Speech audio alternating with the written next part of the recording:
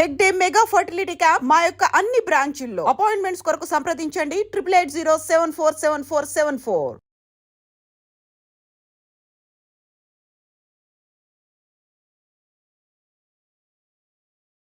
Actually Pawan Kumar ఈయన ఏపీలోని గుడివాడకు సంబంధించిన వ్యక్తి. ఈయనకు 35 సంవత్సరాలు. ఒక జ్యువెలరీ షాప్లో క్యాషియర్గా కూడా పనిచేస్తున్నటువంటి పరిస్థితి.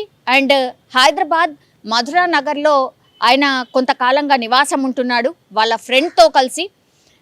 ఈయన పేరు వచ్చేసి పవన్ కుమార్, అట్లాగే వాళ్ళ ఫ్రెండ్ పేరు వచ్చేసి సందీప్. వీళ్ళిద్దరు కూడా అద్దెకి తీసుకొని ఇద్దరు కలిసి ఉంటున్నటువంటి పరిస్థితి అయితే కనిపిస్తోంది. అయితే ఈ పవన్ కుమార్ అనే వ్యక్తికి ఒక 5 సంవత్సరాల కిందనే విడాకులు అయ్యాయి. సో ఇద్దరు, ఈ ఫ్రెండ్ అండ్ ఈ పవన్ కుమార్ ఇద్దరు కలిసి ఒక దగ్గర ఉంటూ దాని తర్వాత వాళ్ళ పనులు చేసుకుంటున్న పరిస్థితి అయితే కనిపిస్తోంది. అయితే పవన్ కుమార్కి కొంత హెల్త్ ఇష్యూ కూడా ఉంది అని చెప్తున్నారు. అంటే బ్రీతింగ్కి సంబంధించిన ఇష్యూ ఉంది, అనారోగ్యంతో ఉన్నాడు.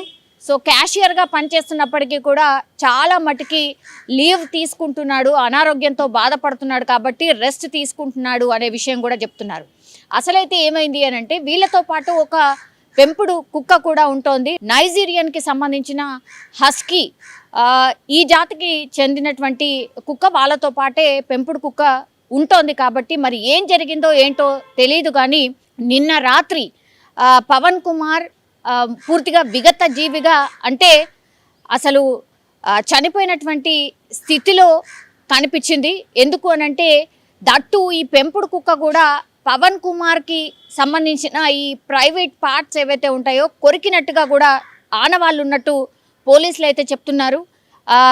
ఎందుకంటే ఆ కుక్కకి కావచ్చు, అట్లాగే కుక్క నోటికి కావచ్చు పూర్తిగా రక్తం మరకలు ఉన్నాయి. కాబట్టి పెంపుడు కుక్కనే మరి కొరికి చంపేసిందా పవన్ని అనేది ఒకటి. పెంపుడు కుక్క అయ్యుండి ఎట్లా చంపుతుంది అనేది ఒక వర్షన్. అట్లాగే ఇప్పుడు ఈయన అనారోగ్యంతో బాధపడుతున్నాడు కాబట్టి మేబీ హార్ట్ అటాక్ వచ్చిందా, లేకపోతే బ్రీత్ అందగా ఆయన చనిపోయాడా అనేది కూడా పూర్తి స్థాయిలో దర్యాప్తు చేస్తున్నటువంటి పరిస్థితి అయితే కనిపిస్తోంది. అయితే వీళ్ళున్నటువంటి ప్లేస్లో, అంటే పై అంతస్తులో వీళ్ళు ఉన్నారు కాబట్టి ఎవరికి కూడా పెద్ద యాక్సెస్ లేదు వాళ్ళ రూమ్కి, అందుకని ఎవరికి కూడా తెలియదు. వీళ్ళ స్నేహితుడు ఇప్పుడు పవన్ కుమార్కి సంబంధించిన ఇన్సిడెంట్ జరగకంటే ఒక 2-3 రోజుల క్రితమే ఆయన ఎక్కడికో వెళ్ళి వచ్చి చూసేసరికి ఇప్పుడు పవన్ కుమార్ పూర్తిగా చనిపోయిన పరిస్థితుల్లో ఉన్నాడు అనేటువంటిది కూడా పోలీసులకు ఇన్ఫర్మేషన్ ఇచ్చారు. సందీప్ ఎంతకు తలుపు కొట్టినప్పటికీ కూడా తీయలేదు. కాబట్టి చుట్టుపక్కల వాళ్ళని పిలిచి తలుపులను బద్దలు కొట్టి లోపలికి వెళ్ళి చూస్తే బెడ్రూమ్లో పవన్ కుమార్ విగత జీవిగా కనిపించిన పరిస్థితి. అట్లాగే పెంపుడు కుక్కకు సంబంధించి కూడా రక్తం మరకలు ఉన్నాయి నోటికి, అట్లాగే పెంపుడు కుక్కకు సంబంధించిన బాడీకి కూడా రక్తం మరకలు ఉన్నాయి. కాబట్టి మరి పెంపుడు కుక్కనే కొరికి చంపేసిందా అనే కోణంలో కూడా పోలీసులు అయితే విచారణ చేస్తున్న పరిస్థితి అయితే కనిపిస్తోంది. పవన్ కుమార్ ఇట్లా విగత జీవిగా చనిపోవడం, అట్లాగే పెంపుడు కుక్క నోటికి రక్తం మరకలు ఉండడం, ప్రైవేట్ పార్ట్స్ని కొరికినట్టుగా ఆనవాళ్ళు ఉండడంతో మరి పెంపుడు కుక్కనే పవన్ కుమార్ని చంపేసిందా, లేకపోతే ఈ నేను ఇంతకుముందు చెప్పినట్టుగా ఆయన అనారోగ్యంతో కూడా బాధపడుతున్నాడు కాబట్టి మరి అనారోగ్యం కారణం వల్ల ఈయన చనిపోయాడా అనే కోణంలో పూర్తి స్థాయిలో దర్యాప్తు చేస్తున్నారు.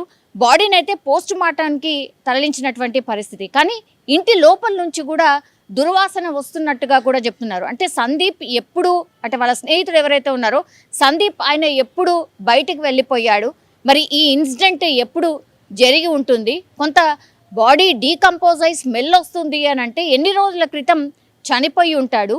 మరి పెంపుడు కుక్క నిజంగానే కొరికిందా? పెంపుడు కుక్కలు కొరికే ఛాన్సెస్ అసలు ఎంతవరకు ఉంటాయి? ఎందుకంటే చాలా లవింగ్ ఉంటాయి. అట్లాగే ఇవి ఫిరోషియస్ అయినప్పటికీ కూడా కొన్ని జాతులు వాళ్ళు పెంచినటువంటి వాళ్ళనైతే హామీ చెయ్యవు, అప్పుడప్పుడు కొరుకుతాయేమో. బట్ ఇట్లా దాడి చేసి ప్రైవేట్ పార్ట్స్ని కొరికిన సందర్భాలు అయితే చాలా రేర్గా ఉంటాయి.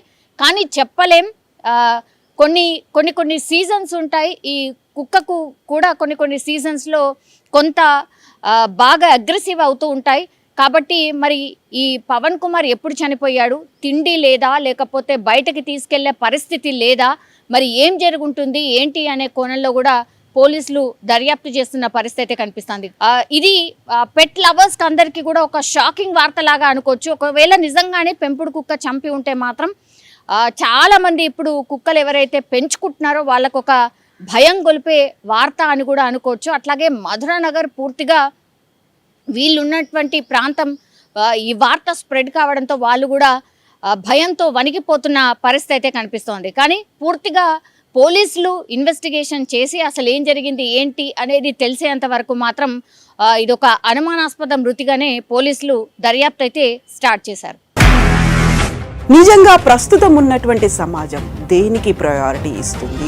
ఆర్థిక సంబంధాల చుట్టూ మాత్రమే తిరుగుతుంది. మళ్ళీ ఎన్నికలంగానే చాలా విరక్తి కలుగుతాను.